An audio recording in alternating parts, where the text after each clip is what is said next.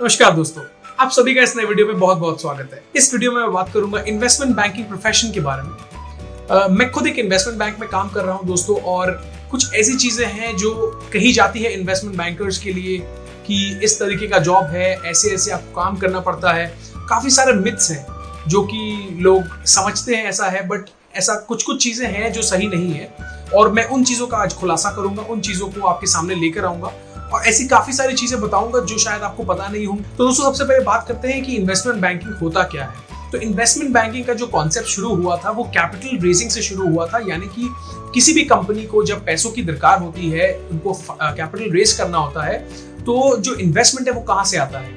वो इन्वेस्टमेंट जो उनको रेज करके देते हैं वो इन्वेस्टमेंट बैंक्स होते हैं, और वो इन्वेस्टमेंट बैंक्स जो हैं वो अपने क्लाइंट्स को, यानी कि इंडिविजुअल्स हो गए, कॉर्पोरेट्स हो गए, गवर्नमेंट्स हो गए, इंस्टीट्यूशंस हो गए, सभी को केटर करते हैं अंडरराइटिंग सर्विसेज में और कैपिटल रेजिंग सर्विसेज में। इस तरीके से शुरुआत हुई थी।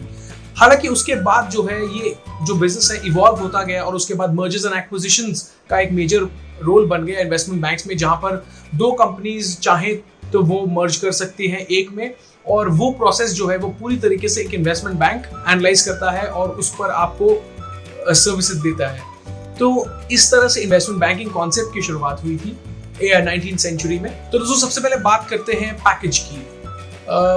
अगर मैं आपको ये बताऊं कि इन्वेस्टमेंट बैंकिंग जो है दुनिया का one of the highest paying jobs है, और इसमें कोई शक नहीं है। अगर आप ग्लोबल एवरेजेस देखो सैलरी की, जब भी एक नॉर्मल आप किसी भी रोल में जाओ और एक इन्वेस्टमेंट बैंक में जाओ, तो उसमें काफ़ी फ़र्क होता है। और उस फर्क होने का एक रीज़न भी है, क्योंकि जो काम आप करते हो एक इन्वेस्टमेंट बैंक में वो काफ़ी ज़्यादा, उसमें आपके स्किल्स लगते हैं, आपकी एक्सपर्टीज लगती है, और टेक्निकल स्किल्स जो आपके होते हैं वो बहुत ज़्यादा काम में आते हैं compare to any other profession.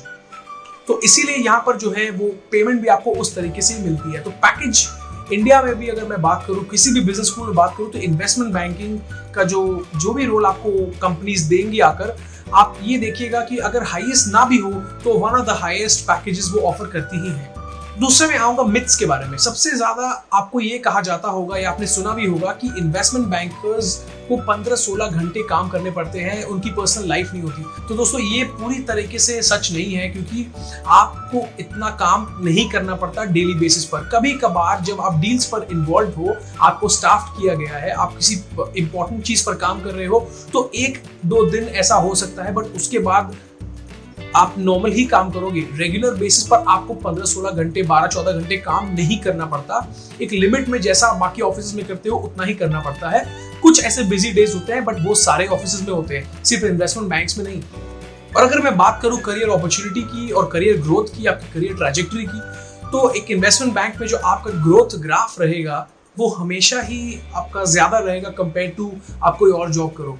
और इसका जो इसकी जो रीज़न है वो बहुत ज़्यादा क्लियर है, क्योंकि यहाँ पर आप जैसे जैसे सीनियर होते जाओगे वैसे वैसे आप मेजर टीम का हिस्सा बनते जाओगे।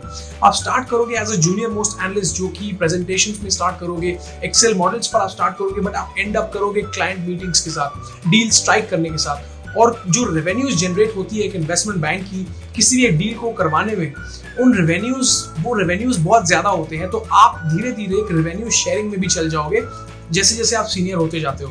तो इस तरह से आपका जो करियर ग्रोथ है, आपके पैकेज को आप मान लो, आपके जॉब को आप अपनी सैलरी ले लो या फिर अपने करियर ग्रोथ को ले लो, तो वो बहुत ज़्यादा रहता है कंपेयर टू किसी भी प्रोफेशन के। अगर मैं आपको अपॉर्चुनिटीज की बात करूं, तो इन्वेस्टमेंट बैंक में अगर आप नौकरी कर लेते हो 3 से 4 साल, तो आपके लिए काफ़ी सारी चीज़ें फिनेंस इंडस्ट्री में खुल जाती हैं।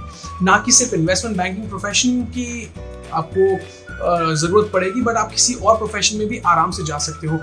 ऐसे बहुत सारे लोग हैं जिन लोगों ने शुरुआत इन्वेस्टमेंट बैंकिंग से की मगर अभी लॉ कर रहे हैं। तो ऐसे एग्जाम्पल्स भी हैं जिन्होंने पहले इन्वेस्टमेंट बैंकिंग से शुरुआत की और अब वो हार्डकोर मार्केटिंग में चल गए हैं, और किसी भी तरीके की परेशानी उनको फेस नहीं करनी पड़ी स्विच करने में, क्योंकि जैसा कि मैंने कहा, एक किक स्टार्ट जो आपके करियर को होता है वो इन्वेस्टमेंट बैंकिंग अच्छे से देता है। अब जो है आप बात करोगे कि किस टाइप के रोल्स मिलते हैं, तो इंडिया में ये सबसे ज्यादा बड़ा मिथ है कि आपको फ्रंट एंड, बैक एंड और मिडिल एंड, ये 3 प्रकार के रोल्स होते हैं। बट ऐसा कुछ नहीं है दोस्तों। अगर आप किसी भी कॉलेज में पढ़ो, भले ही वो IIM अहमदाबाद हो या फिर कोई भी छोटे से छोटा कॉलेज जहां पर एक इन्वेस्टमेंट बैंक रिक्रूट करने जाता है, तो कोई भी रेप्यूटेड मल्टीनेशनल बैंक आपको फ्रंट एंड रोल शुरुआत में नहीं देगा। आपके पास कितनी भी एक्सपीरियंस हो, आप कितनी भी ज्यादा डिग्री होल्ड करते हो, आपको शुरुआत में जो रोल मिलेगा वो एक सपोर्ट ग्रुप का मिलेगा। ग्लोबल ऑफिसेस को आपको सपोर्ट करना पड़ेगा और आपकी टीम्स जो है, जिन टीम्स के साथ आप काम करोगे वो ग्लोबल ऑफिसेस में बैठेंगी। तो आपको शुरुआत यहीं से करनी पड़ेगी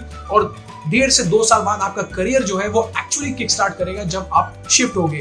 क्योंकि कोई भी इन्वेस्टमेंट बैंक पर आप जाएं तो वहां पर प्रोविजन रहता है कि 1 से 1.5 साल 2 साल आप इंडिया में काम करें, उसके बाद आप चाहो तो ट्रांसफर ले सकते हो ग्लोबल ऑफिस में, जिस टीम के लिए आप काम कर रहे हो उनके साथ काम करने के लिए। तो आपका जो करियर है वो एक्चुअली इंडिया में नहीं, वहां जाकर शुरू होता है। तो ये 2 साल का आपको इन्वेस्टमेंट करना पड़ेगा और उसके बाद जाकर आप एक स्टेबल पोजीशन में पहुंच पाओगे।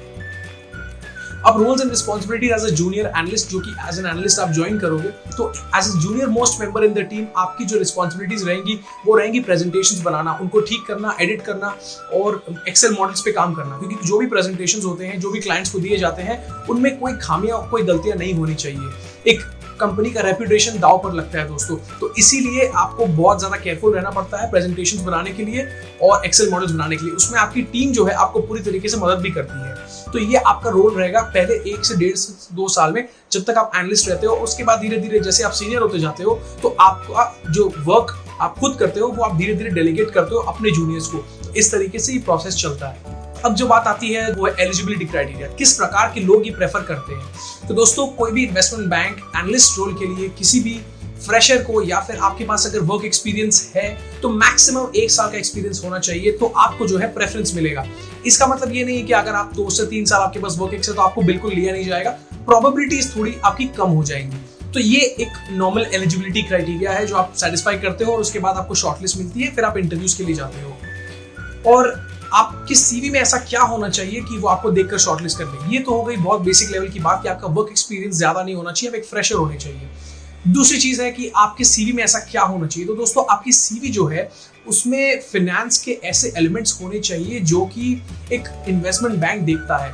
अगर मिसाल के तौर पर मैं बात करूं तो आपके जो सीवी में आप इन्वेस्टमेंट बैंकिंग को लेकर कोई कोर्स नहीं कर सकते, तो आप फाइनेंस के जो बाकी सारे वर्टिकल्स हैं, इक्विटी रिसर्च हो गए, कॉर्पोरेट फाइनेंस हो गए, फाइनेंशियल रिस्क मैनेजमेंट हो गए, या फिर एनालिस्ट प्रोग्राम्स हो गए, सर्टिफिकेशन प्रोग्राम्स हो गए, इन टाइप के अगर आप कोर्सेज कर लेते हो या फिर किसी कॉम्पिटिशन में पार्ट ले लेते हो, किसी अच्छे कॉलेज में या किसी कॉर्पोरेट कॉम्पिटिशन में अगर आप पार्ट ले लेते हो, तो वो एक अच्छा इंप्रेशन देता है किसी भी रिक्रूटर को जो कि एक इन्वेस्टमेंट बैंक से आपके कॉलेज में आता है। उनको चाहिए होता है वैरायटी। अगर आप वैरायटी दिखाओगे तो उतना ज्यादा आपका चांसेस बढ़ जाएगा। और दोस्तों, सबसे ज्यादा इंपॉर्टेंट होती है कि आपको किस तरीके का एक्सपोजर मिलेगा। तो सबसे इंपॉर्टेंट चीज इसमें यही होती है कि आपको यहाँ पर स्टार्ट से ग्लोबल एक्सपोजर मिलता है। First day of your job till the last day of your job आप सिर्फ और सिर्फ ग्लोबल एक्सपोजर, लोगों से, क्लाइंट से, जिससे भी आप बात करते हो, सब ग्लोबल लेवल पर होता है। तो ऐसा नहीं है कि आप एक रीजन पर रिस्ट्रिक्ट हो जाओगे। शायद आपको एक रीजन अलॉट किया जाए जहां पर आप काम करोगे, जिनके लिए आप काम करोगे, बट आप जो है, आपकी रीच जो है वो एक ग्लोबल लेवल पर बनी रहेगी और आपका जो करियर है वो सिर्फ इंडिया तक सीमित नहीं रहेगा, आप ट्रैवल कर पाओगे। और दोस्तों, अगर आपको ट्रैवलिंग पसंद है तो आपके लिए एक आइडियल जॉब है, क्योंकि आपको क्लाइंट मीटिंग्स के लिए ट्रैवल करने का एक्सपोजर भी मिलेगा। तो ग्लोबल एक्सपोजर यानी कि डिफरेंट नेशनैलिटीज के लोगों से आपको इंटरेक्ट करने मिलेगा, काफी कुछ सीखने मिलेगा उनके बारे में भी, और ट्रैवल भी करने को मिलेगा। और इसी के साथ साथ आप अगर पैशनेट हो इन्वेस्टमेंट बैंकिंग को लेकर तो आप कभी भी इससे बोर नहीं होगे। तो ये उन लोगों के लिए बहुत ही अच्छा रोल है जो इन्वेस्टमेंट बैंकिंग को लेकर पैशनेट है और अपने करियर जो है इस प्रोफेशन में बनाना चाहते हैं। इसी के साथ दोस्तों, इस वीडियो में इतना ही। अगर आपको ये वीडियो पसंद आया तो लाइक करिएगा, मेरे चैनल को सब्सक्राइब करिएगा। मैं ऐसी वीडियोस आप तक और लाता रहूंगा। और अगर आपको कुछ भी इन्वेस्टमेंट बैंकिंग के बारे में जानकारी चाहिए तो आप कमेंट सेक्शन में मेरे को क्वेश्चन भी पूछ सकते हैं, मैं उसका आंसर भी आपको कर दूंगा। तो इस वीडियो में इतना ही दोस्तों, धन्यवाद इस वीडियो को देखने के लिए।